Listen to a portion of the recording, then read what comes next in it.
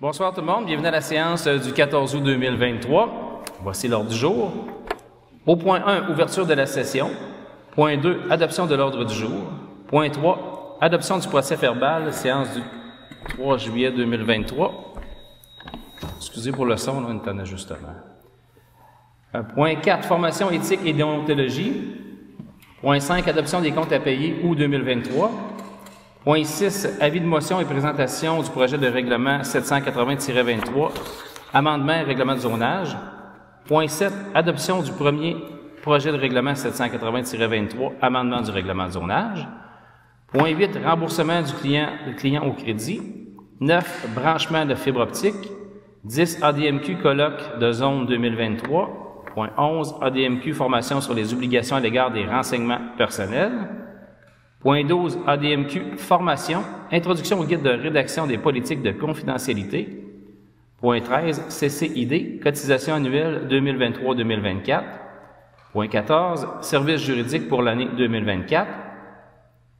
Point 15, camion-citerne remisage. Point 16, autorisation du chemin de détour travaux du MTQ. Point 16, PAVL, autorisation de signature, convention d'aide financière. Point 18, travaux d'entretien de fossés. Point 19, rechargement de route Marcotte et Saint-Cameron. Point 20, candidature CCU nomination. Point 21, entente intermunicipale loisirs et culture 2023. Point 22, appel de candidature, entretien de patinoire 2023-2024. Point 23, correspondance. Point 24, période de questions. Point 25, levée de l'Assemblée. J'ai besoin d'un proposeur pour l'ordre du jour. M. Lalonde et Mme Couture. Point 3. Adoption du procès-verbal, séance du 3 juillet 2023. M. Boisvert, secondé par Mme Terrien. Point 4. Formation éthique et déontologie. Tout membre d'un conseil municipal doit, dans les 6 mois du début de son mandat, participer à une formation sur l'éthique et la déontologie offerte par une personne autorisée par la Commission municipale du Québec, le CMQ. Le coût de la formation offert de la Fédération québécoise des municipalités au montant de... c'est en mode virtuel à leur rythme, donc c'est au montant de 297 $ par personne. Donc, on a la conseillère Mme Marie-Pierre Terrien et le conseiller Alcide Boisvert qui sont tenus de suivre la formation. Puis, on a aussi M. Lalonde qui souhaite également refaire la formation. J'ai besoin d'un proposeur. C'est quelle formation? Formation en éthique et déontologie. Oui, mais quelle option tu fais? à leur rythme. À leur rythme. OK, les deux. Okay. Ouais. Les trois à leur rythme? Ouais. OK, parfait. Je propose. C'est Lavallée, secondé par Mme Terrien. Point 5, adoption des comptes à payer 2023. C'est une liste des comptes à payer au montant de 167 360 et 27. Est-ce que j'ai un proposeur? M. Lalonde, secondé par Mme Couture. Avis de motion et présentation du projet de règlement 780-23, amendement au règlement de zonage. Il y a une présentation du projet de règlement qui est par la présente donnée que sera présenté pour adoption le projet de règlement 780-23, amendement au règlement de zonage. Une copie du projet de règlement a été remise à tous les membres et les élus, dans le délai prescrit. J'ai besoin d'un proposeur pour ça. Mme Couture, M. Lalonde. Et la suite, au point 7, adoption du premier projet de règlement 780-23, amendement au règlement de zonage. La municipalité de l'Avenir a le pouvoir, en vertu de la loi sur l'aménagement et l'urbanisme, de modifier son règlement de zonage 654-12. Il est donc souhaitable de permettre dans la zone résidentielle H7, située à l'intérieur du périmètre urbanisme, l'usage d'habitation unifamiliale. Est-ce que j'ai un proposeur? M. Boisvert, secondé par M. Lalonde. Point 8, remboursement client au crédit. Ensuite, à une mise à jour du rôle d'évaluation, des matricules ayant un solde créditeur doivent être inactivés. On a des retours à faire, un montant de 367,5, un montant de 32,69 et un montant de 7,69 au client à retour. M. Lavallée, secondé par M. Boisvert. Point 9, branchement de la fibre optique. On a 2 résidences principales de la municipalité qui sont situées sur la route Poyard, qui ne sont toujours pas branchées sur le réseau de fibre optique. Les 2 résidences ont obtenu le service de SpaceX Canada Et ceux-ci sont toujours en attente d'être desservis par Cooptel tel que prévu pour le 30 septembre 2023. Ces deux résidences-là, ça fait 2 ans qu'ils se font dire, qu'ils se font reporter à coup de 3 mois, 6 mois, que ça va être fait plus tard. Au départ, il y avait un projet initial qu'on devait payer pour 7 citoyens qui coûtait 35 000 $. Pour brancher ces deux résidences-là, il reste juste un montant de 11 000 $ qui n'a pas encore été déboursé par le gouvernement pour faire cette section-là. Donc, ce qu'on demande, c'est au gouvernement, on va faire une lettre de recommandation au gouvernement du Québec pour que Cooptel respecte le délai du 30 septembre 2023. On fait juste assurer un suivi. Est-ce que j'ai un proposeur? Mme Thérien? M. Boisvert. Point 10, ADMQ, colloque de zone 2023. Ils vont tenir un colloque le 12 octobre prochain à Anne-Nord. Différents ateliers sont offerts durant cette journée au coût de 125 $ plus taxes. Évidemment, c'est une formation pour notre DG et elle voudrait y assister.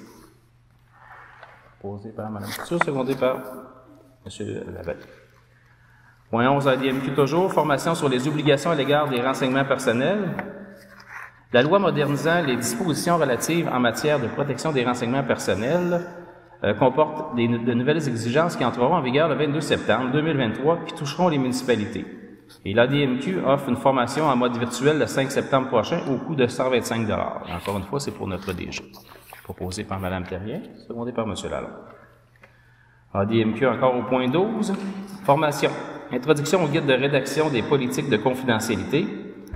Parmi les dispositions de la loi modernisant les dispositions législatives en matière de protection des renseignements personnels, les organismes municipaux devront se doter de règles encadrant sa gouvernance à l'égard des renseignements personnels et s'il y a lieu d'une politique de confidentialité.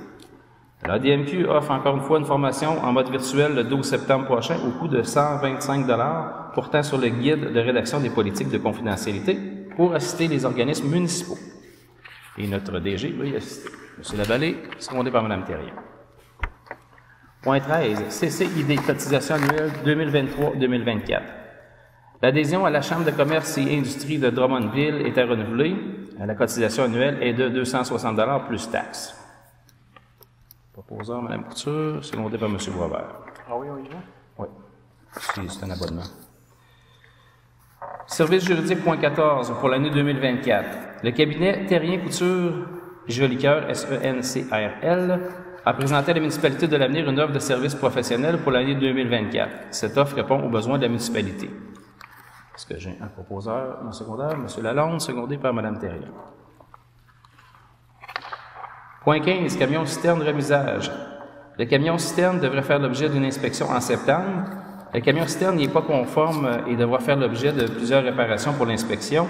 Donc, il y a lieu de faire le remisage de ce véhicule et d'éventuellement le mettre en vente. Est-ce que j'ai un proposeur? Mme Couture, M. Lavallée. Point 16, autorisation chemin de détour travaux MTQ. Il y a le ministère des Transports qui demande une autorisation de chemin de détour pour les travaux de remplacement d'un ponceau situé sur la route 116 à Durham-Sud. Le chemin de détour prévu emprunte la route Poyard pour aller reprendre l'autoroute 55. Est-ce que j'ai un proposeur? M. Boisvert, secondé par M. Lalonde. Point 17, PAVL, autorisation de signature, convention d'aide financière. Le ministère des Transports octroie à la municipalité une aide financière de 410 583 $ pour 2023 dans le cadre du programme d'aide à la voirie locale, volet entretien des routes locales. L'aide financière dépasse 250 000 $, donc une convention d'aide financière déterminant les modalités de versement de l'aide financière en vertu du programme et définissant les obligations de chacun des parties. Est-ce que j'ai un proposeur? M. Lalonde, Mme Couture. Point 18. Travaux d'entretien des fossés. Les travaux de nettoyage des fossés sont à effectuer sur le chemin du Moulin, le 6e rang, la route Poyard, ainsi que le 8e rang. Les travaux vont être effectués par Excavation Réelle Couture Incorporée, représentent environ 55 heures pour un montant de 8 800 $. Proposé par M. Boisvert, secondé par Mme Thérien. Point 19. Rechargement, route Marcotte et 5e rang. La route Marcotte, ainsi qu'une portion du 5e rang, nécessite du rechargement. Il y a une quantité d'environ 1700 tonnes qui est évaluée de matériel de J.N. Francoeur pour un montant de 18 700 qui est nécessaire pour les travaux. Proposé par M. Boisvert, secondé par Mme Couture. Point 20, candidature CCU, nomination. Suite aux élections partielles, un poste s'est libéré au comité consultatif d'urbanisme et un second poste était également vacant. Donc, suite aux rencontres, les candidatures de M. Richard Dumoulin et de Mme Annick Brown ont été retenues. Besoin d'un proposeur. M. Lalonde et M. Lavallée-Seconde. Point 21, entente intermunicipale loisirs et culture 2023. Concernant l'adhésion de la municipalité à l'entente intermunicipale avec la ville de Drummondville relative aux loisirs et à la culture pour l'année 2020 à 2023, attendu que la facture reçue de la ville de Drummondville au montant de 12 544 plus taxes relativement à cette entente pour l'année 2023. Proposé par M. Lalonde, secondé par M. Lavallée. Point 22, appel de candidature, entretien de patinoire pour 2023-2024. Donc, comme à toutes les années, on ouvre le poste pour l'embauche d'une personne responsable de l'entretien de la patinoire et des équipements d'hiver pour la saison 2023-2024. Pour lancer la candidature. Proposé par Mme Terrien, secondé par Mme Couture. Point 23, correspondance qui a été reçue à tous les conseillers. Il y a un point pour le Varia. Oui. Au caucus, on a parlé rapidement sur les fonds Je te frigos. tourne pas. Excusez, lors de l'atelier, on a eu Je t'entends pas. on m'entend pas? Est-ce que nous, on m'entend? Ah. Lors de notre atelier, on a eu une discussion concernant la possibilité d'avoir un éco-frigo. Je me demandais si c'est... Je vois qu'il est pas à l'ordre du jour, mais est-ce que ça prend une résolution pour ça? On n'avait pas En besoin. fait, on n'avait pas besoin de résolution à ce stade-ci. C'était pour signifier l'intérêt de la municipalité. Donc, on va signifier notre intérêt, puis si jamais on l'obtient, on pourra décider à ce moment-là si oui, on le prend, puis si oui, à quel emplacement on va le mettre et tout ça. OK, merci. Donc, correspondance. Point 24, période de questions.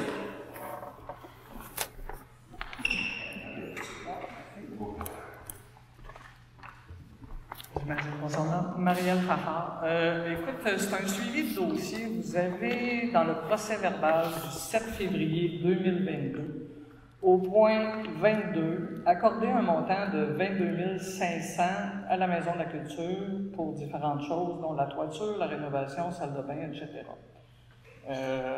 Excusez, c'est en quelle année celle-là? C'est pas...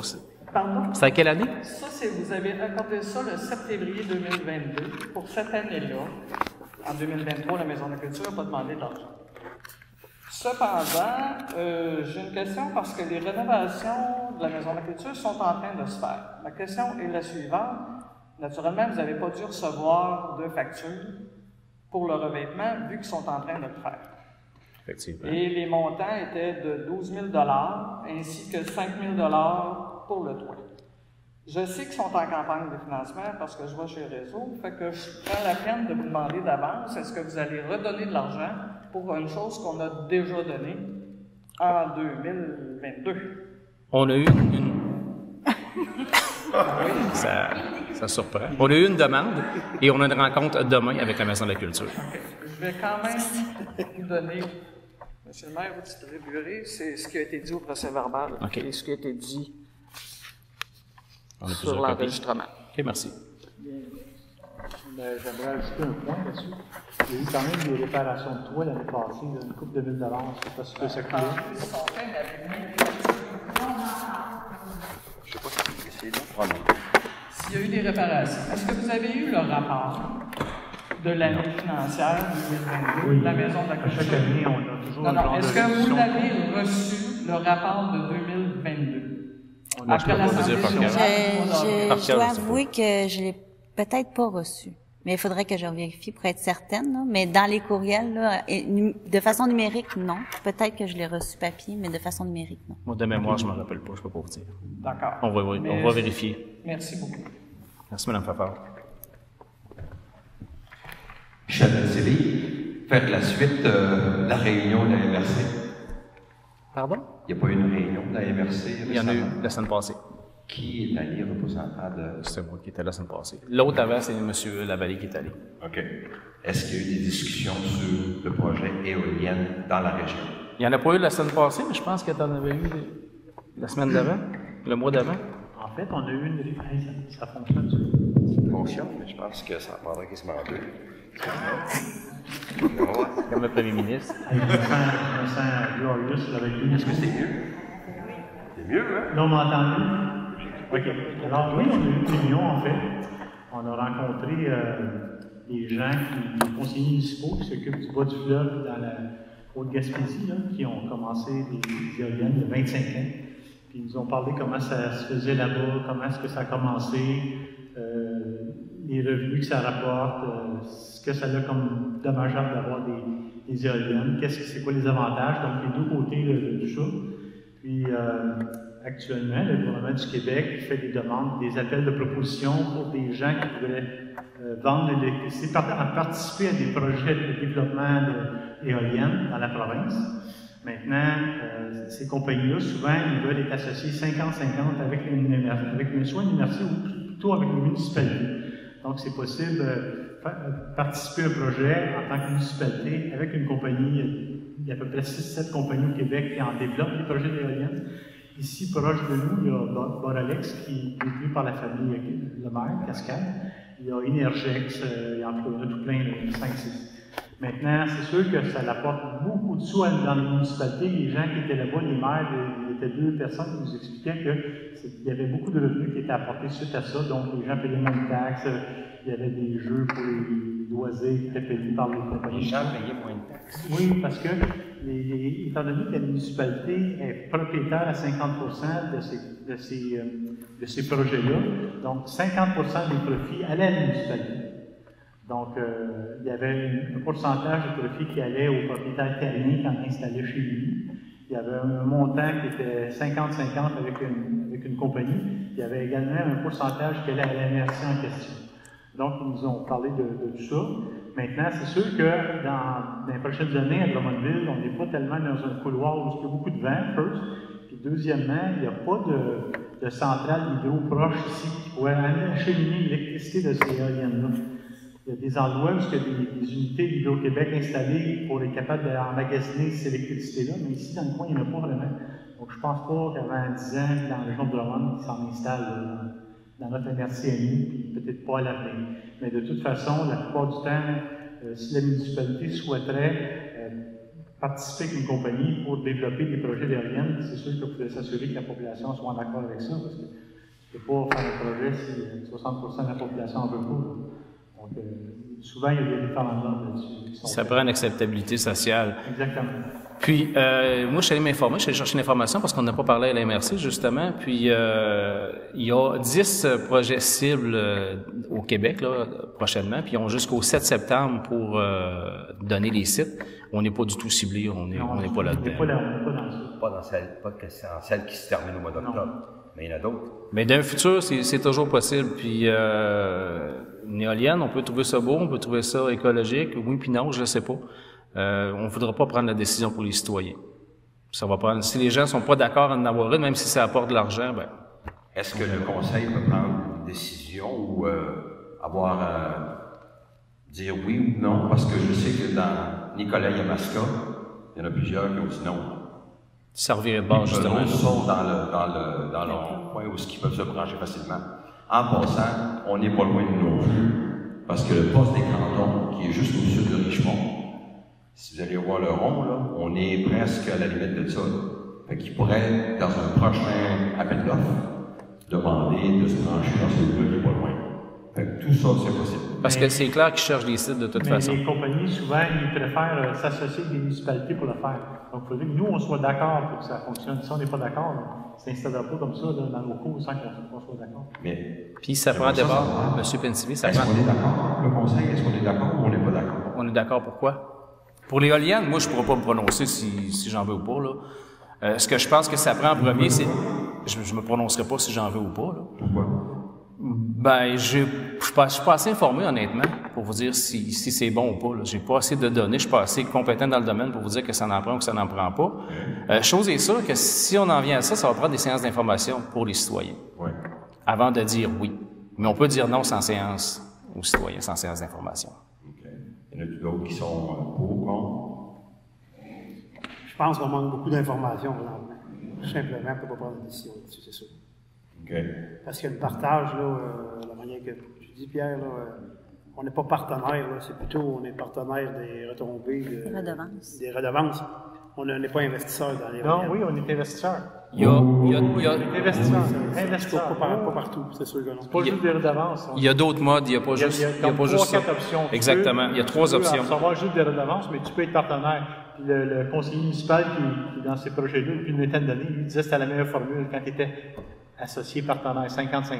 Excepté que la ville, le village, la municipalité C'est pas ça. embarque dans le risque aussi. Mais c'est facile d'embellir des chiffres. Hein? Oui, mais Parce que j'ai vu des propositions de revenus qui sont très alléchantes, qui représentent pas loin de la moitié du budget de la municipalité. C'est beaucoup d'argent. Fait qu'une augmentation de 50%, qui dirait non à ça? Tout le monde va dire, ben oui. C'est la première fois que j'entends parler que ces gens-là, qui ont vraiment eu ça, qui ont eu des sommes faramineuses qui sont rentrées, qui ont eu des baisses de taxes, ben j'aimerais ça être sûr de ça. Parce que si c'est ça, ça change la donne. Moi aussi, j'aimerais être sûr de ça. Mais Ça, on va chercher l'information avant de faire quelque chose. Je sais qu'en général, une pieuvre, tout ce que ça veut, c'est grossir. c'est sûr que sans nécessairement baisser les taxes, si toutes nos nouvelles hausses sont arrêtées parce qu'on soit d'autres des revenus d'ailleurs, c'est un peu ça aussi. C'est pas nécessairement baisser les taxes, mais si tu peux mettre plus d'argent sur les routes, tu peux construire plus d'infrastructures pour les loisirs, des choses comme ça. Mais en résumé, je rejoins M. Weber ce qu'il disait là-dessus. On manque d'informations présentement pour se positionner. Okay. Mais ce qui est clair, c'est qu'avant qu'il y ait des décisions de prise, les citoyens vont être consultés et on va être plus informés. Okay. Présentement, il n'y a pas eu de demande sur le territoire. Non. Aucun. Monsieur le maire, Oui. il faut regarder aussi les pertes nettes agricoles, là, parce que quand ils vont implanter ça, c'est une hauteur agricole, là, il y a des grands périmètres là, qui deviennent plus accessibles. Là. C'est du béton, des chemins, des fils, Il y a beaucoup souterrains. Ouais. Le CPTAQ là-dedans, d'ailleurs. Le drainage, tout s'ensuit. Là. Ça va prendre une réflexion. Ouais. Il y a beaucoup de choses négatives qui souvent sont mis en dessous du tapis parce qu'ils veulent juste regarder cette main-là pendant que cette main-là fait autre chose. Et c'est celle-là qu'ils veulent qu'on regarde. Parce qu'il ne faut pas oublier, pour que ça marche, il faut que l'éolienne tourne. Hein. Si ça ne tourne pas, ça ne rapporte pas rien. Non, exact. Le facteur d'élévation dans la structure terrestre. Et il y a aussi, j'ai jasé avec un monsieur qui était impliqué dans l'installation de capteurs. Je ne sais pas comment je pense, je vais dire dans le nez. On a notre spécialiste.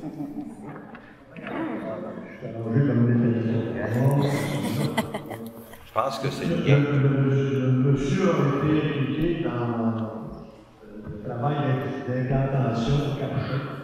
Et Capcha, il y a eu toute discussion en masse, en tête. Et une fois l'implantation faite à Capcha, je me rends compte que c'est dans la montagne, en élévation, sur le sol volcanique. Semaine dernière, j'ai regardé un petit peu ce que c'était l'implantation de l'éolienne. C'est terrifiant dans le sens de profondeur, de stabilité de tout ce qu'on peut imaginer. Et ici, on est chanceux, on est sur le sable pendant un certain années pour vous. Alors, puis on n'est pas tellement en hauteur. Oui, mais c'est plus ça dessous. Là, on parle toujours des montagnes, alors que maintenant, on est rendu ici, sur les sols. Nicolas Yamaska, il n'y a pas de montagne là. Ça n'a encore rien, on parle des éoliennes. Les éoliennes sont en montagne, celles qui vont construire.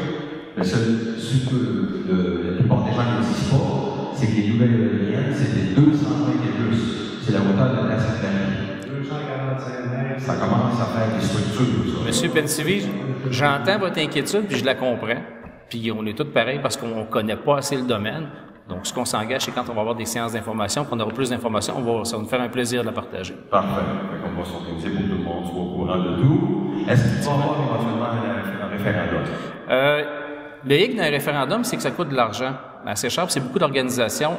Sainte-Brigitte-des-Sceaux a fait un sondage. Je ne sais pas comment ils l'ont fait. Ils ont procédé par sondage pour faire le test auprès de tous les citoyens. Ça pourrait peut-être être une option qui serait moins chère puis qui plairait à tout le monde. OK. Ça a de l'allure? Oui, ça a de l'allure. Donc, on va suivre. Merci.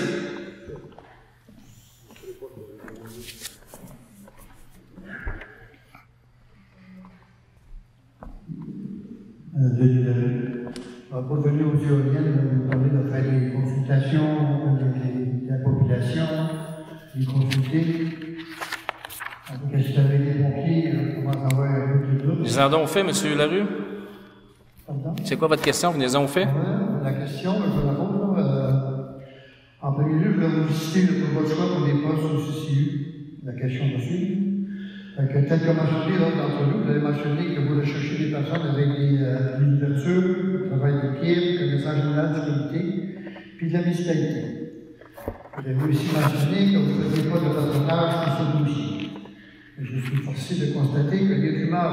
Donc, quoi que vous aviez dit que vous donneriez ces postes aux personnes faisant partie des équipes de vos amis qui ont perdu les élections, était probablement vrai dans le lieu au choix, versus des personnes qui ont appliqué, je dois constater que les craintes sont fondées.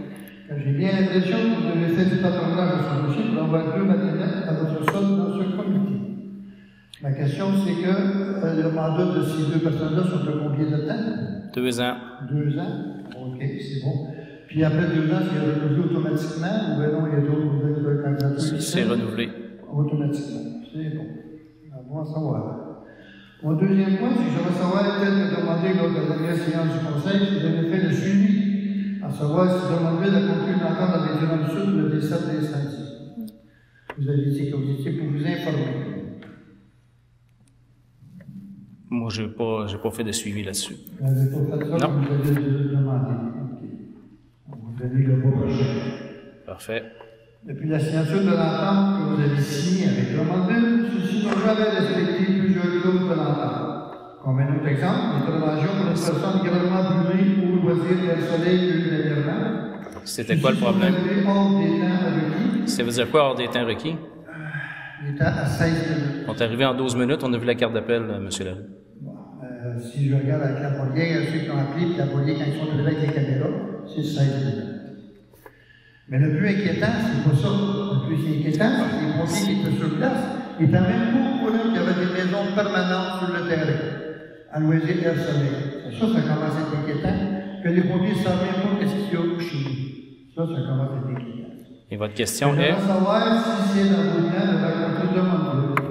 Pour discuter des lacunes, vous avez choisi de laisser faire et de mettre au côté la sécurité des citoyens de l'avenir. Au niveau des temps de réponse, ils les ont respectés. Puis rappelez-vous que si c'était arrivé de jour avec nos pompiers, on en avait juste 3 de disponibles de jour. C'est arrivé en temps requis. J'ai vu d'en avoir 3 en temps requis. Non. C'est pas en temps requis. Mais ça, on verra dans le temps. Oui, monsieur Larue. L'avenir va sûrement me donner raison, je vais juste être patient. Tant mieux pour vous. Mon dernier point, avec les changements climatiques et leurs conséquences désastreuses dans plusieurs endroits au Québec, l'avenir n'est pas à l'abri de ces désastres, d'où l'importance d'avoir un plan d'intervention sécurité civile à jour, fonctionnel et testé. Pourriez-vous me dire où vous en êtes dans ce dossier, vu qu'encore une fois, la sécurité des citoyens semble pas être votre priorité, étant donné que ce dossier traîne depuis très longtemps. J'aime bien. Alors, est-ce que vous avez un échéancier dans ce dossier?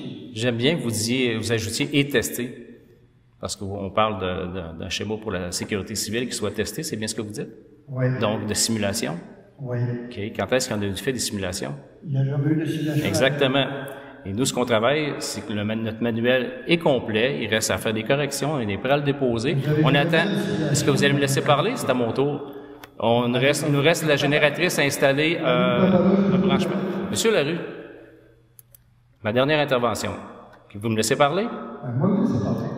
On attend que la génératrice soit installée au loisir, parce que dans notre plan, on a une génératrice d'inclus. Et après ça, il nous reste à le mettre au propre. Et effectivement, on a prévu une simulation dans le courant de l'année prochaine. Est-ce que ça répond à vos questions? Bien, j'espère. Moi, je fais ça. Fait que c'est dans les Merveilleux. c'est ça. Puis bientôt. Oui. Ben, c'est bon. Merci.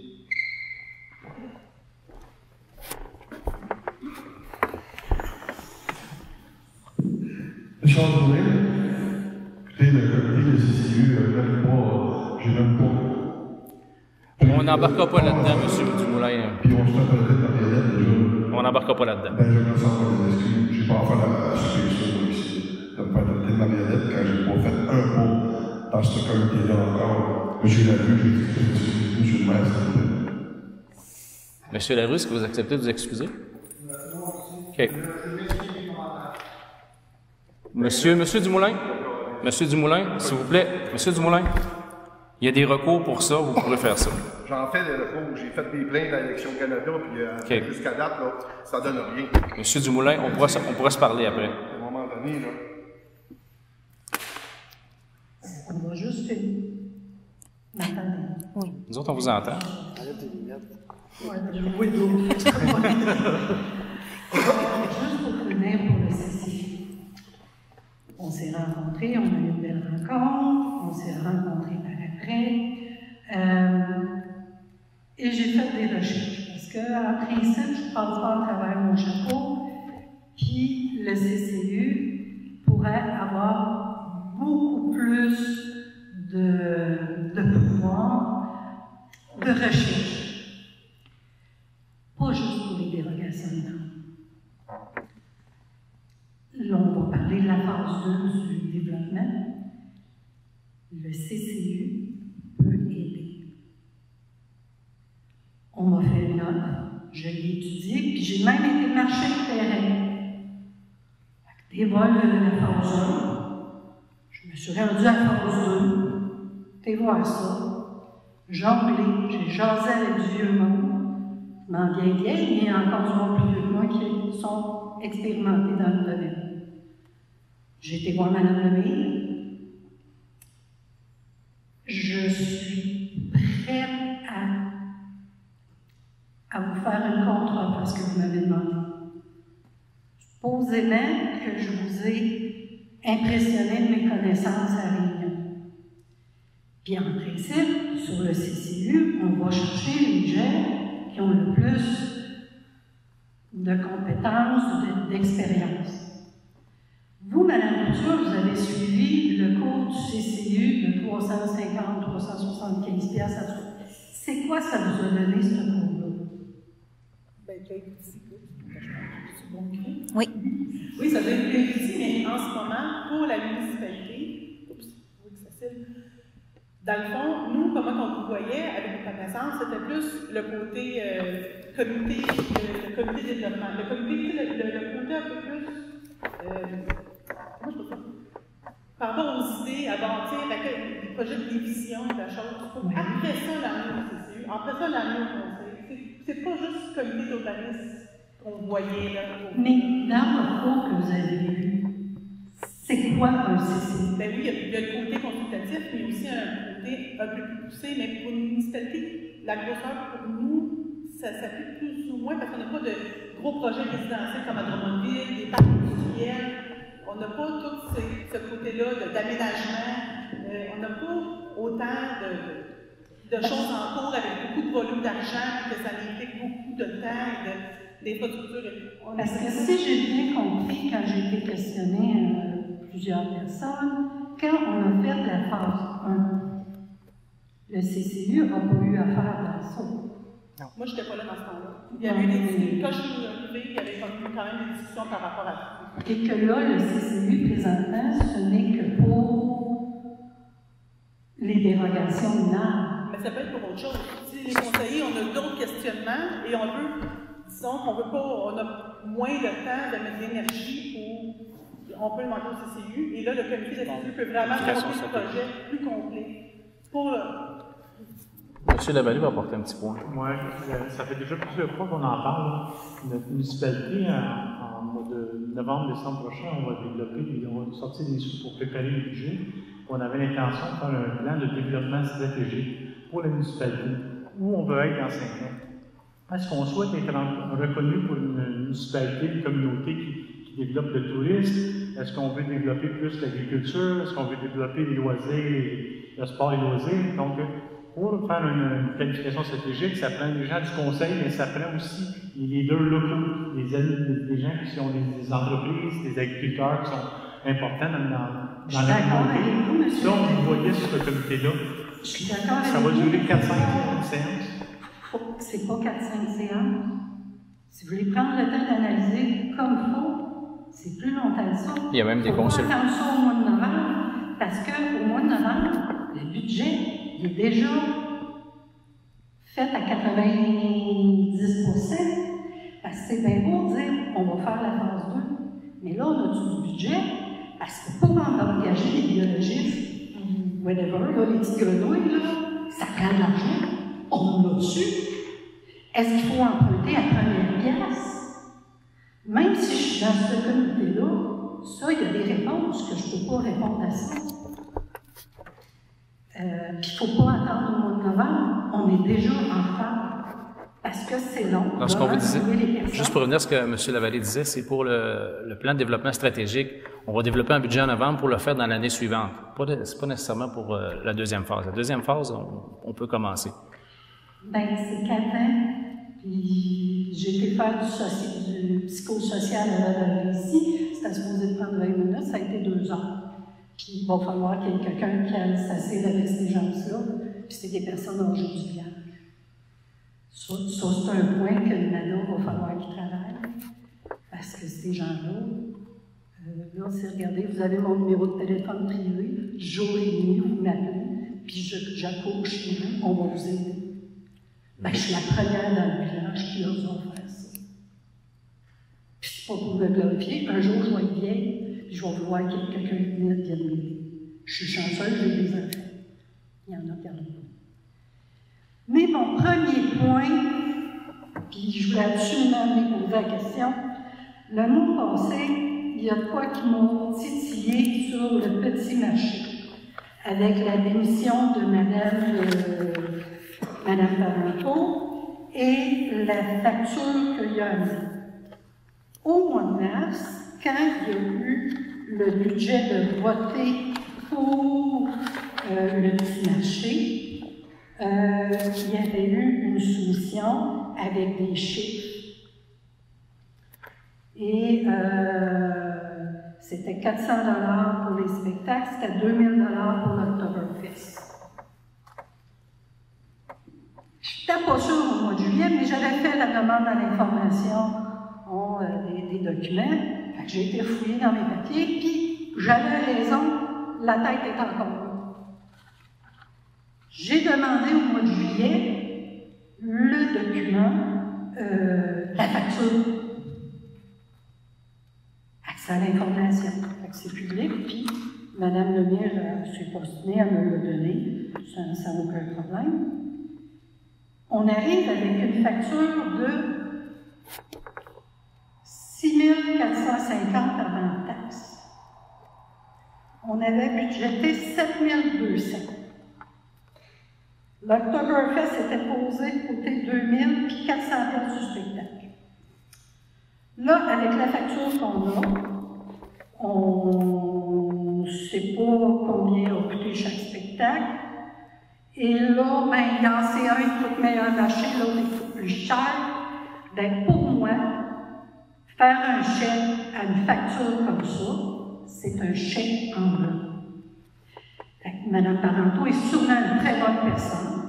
J'ai absolument rien contre ça. Mais comme administrateur, ça, c'est de la mauvaise gestion du conseil en place. D'accepter une facture en blanc. C'est quoi vous allez me répondre là-dessus? C'est d'ailleurs une chose qu'on va éclaircir demain. La rencontre de demain va servir aussi à ça. Parce qu'effectivement, il manque de détails dans la facture. Et quand il pleut, cette année, c'est pas drôle d'organiser. Il pleut à tous les jeudis. Il pleut pas mal à tous les jours, mais le jeudi aussi. Est-ce qu'on est capable d'avoir un plan B? Jeudi de cette semaine, il y a de la pluie. Je ne sais pas. Il faudra demander à l'organisatrice. OK. Parce que s'il est pour annoncer la pluie, faisons un plan B. Vous avez ici une salle qui vous coûte rien. C'est sûr, c'est le fun de faire dehors, mais faire dehors la pluie, j'ai vu les photos sur Facebook, là, je travaille le jeudi soir. Je lève mon chapeau à ceux qui étaient sous la pluie. Ils sont chanceux pour pas une pneumonie. En principe, le plan B, c'est dans l'organisation. Et là, parce que vous êtes sur vos plaies, on peut appeler ça un lac à l'épaule, le petit marché l'année prochaine, ben, se mettre à genoux devant des personnes, non. Quand c'est nous autres qui a le chèque, là, puis c'est nous autres qui a l'argent, On a un pouvoir, puis il faut l'exercer. Merci.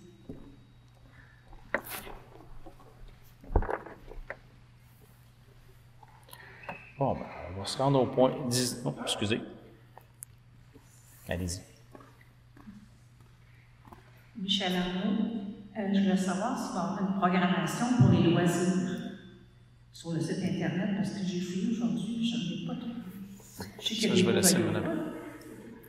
Le site Internet, c'est une grosse bête qu'on apprivoise tranquillement. C'est une grosse bête qu'on apprivoise tranquillement. Le meilleur moyen de suivre la programmation du Comité des loisirs, c'est vraiment sur la page Facebook du Comité des loisirs. On essaie aussi de le mettre dans le journal et oui, éventuellement, il va falloir que ce soit sur le site web. J'ai eu une formation mercredi là, parce qu'ils ont fait une mise à jour sur le site web, donc on devrait venir à bout de publier ça sur le site web de la municipalité. Donc, si je veux savoir s'il y a d'autres activités que le yoga, il faut que j'aille sur... La page Facebook Comité des loisirs, l'avenir. De l'avenir. Ouais. Merci beaucoup. Ça fait plaisir. Allez-y, on va y aller. Période de questions terminée, Le allez-y. HLM Oui. pour l'eau, c'est-tu en résolution? Bien, évidemment, c'est le gouvernement du Québec qui administre ça, là. Qui administre le HLM. Je vois qu'ils ont eu des problèmes encore. Là. Avant, on avait une représentante, nous, de la municipalité, qui allait sur le comité de l'OMH à Drummond. Mais on se partage avec Wicam. Puis là, c'est rendu autour à Wicam. Donc là, je ne pourrais pas vous dire où c'est rendu. Je sais qu'ils ont fait des demandes là, de permis, tout ça, là, mais je ne pourrais pas vous dire où c'est rendu, mais il va falloir que ça se règle. Parce que la municipalité a un pourcentage de frais à payer. Oui. Puis c'est l'année passée qu'on avait fait des pressions, là, parce que ça n'avait plus de bon sens. Là. Il fallait que ça se règle. S'il faut, on va faire des pressions avec des appels aux députés, tout ça. Bien, demain, je vais appeler à Wicam pour voir la madame qui s'occupe de ça, parce que depuis, c'est au mois de mai qu'on a un système dans le cours pour remplir de l'eau là. Oui. Depuis que c'est fusionné, on a moins de contacts directs. C'est plus difficile. En tout cas, je vais appeler à Wicam. S'ils donnent une réponse correcte, sinon je leur dirai de vous appeler. Puis la dernière chose, c'est que dans l'autre jour, il y avait, vous remisiez le camion de pompiers, je crois. Oui. Il arrive quoi avec les pinces de désincarcération? Probablement qu'on va, pour l'instant, on ne l'a pas officialisé encore, mais on va probablement les prêter à du REM-Sud, en attendant que le petit dilemme se règle. On serait pas mieux de régler le dilemme avant, juste pour pas en créer un Ce que j'ai un petit peu de misère, c'est des pinces de désincarcération qui dorment dans une caserne qui pourrait être efficace à du REM-Sud, qui nous vient en entraide. C'est là-dessus que j'ai un petit dilemme. Ben moi, ma petite misère, c'est que le camion que vous remisez, puis c'est correct de le remiser, et c'est depuis le mois de décembre, il aurait fallu le remiser. Aujourd'hui, vaut mieux tard que jamais. Vaut mieux tard que jamais. C'est comme parce que le deadline est arrivé que oui, vous avez raison. Puis les pinces, ben, à un moment donné, c'est de trancher. Et moi, je demande, puis vous autres les oreilles, un moratoire sur la vente de tout ce qui est pompier. Tout ce qui est équipement de pompiers. Parce que là, vous pouvez avoir la liste de l'équipement qui reste à la municipalité que la ville ne prenne pas. Les habits, ils les ont-tu pris? Ils ne prennent rien. Bon, en fait, c'est le camion qui reste là. Ça veut dire il y avait 3 camions puis une affaire d'urgence. L'unité d'urgence. Une unité d'urgence, ça, ils ne prennent pas. On leur donne rien. Ce qu'on fait, c'est qu'on va vendre des choses. C'est qu'ils peuvent utiliser le camion pompe. Oui. C'est tout. Fait que les 2 autres camions, puis le trailer, je ne sais pas si c'est un trailer ou un truck, là, d'urgence, ils peuvent être remisés en attendant les 3. Effectivement. Pas juste ça. Mais il y en avait deux. On a 3 camions au total. On a le camion pompe, camion citerne, l'unité d'urgence. OK. Fait que ces 2 camions-là peuvent être mis en stand-by, là, mais je demande un moratoire avant de vendre les choses. Puis, peut-être aller vous chercher allez vous chercher de l'aide. Puis, il n'y a pas juste grain de tonton. Merci. Point 19, levée de l'Assemblée. Proposeur, M. Lavallée. Secondé par Mme Thérèse. Merci tout le monde, bonne fin de soirée.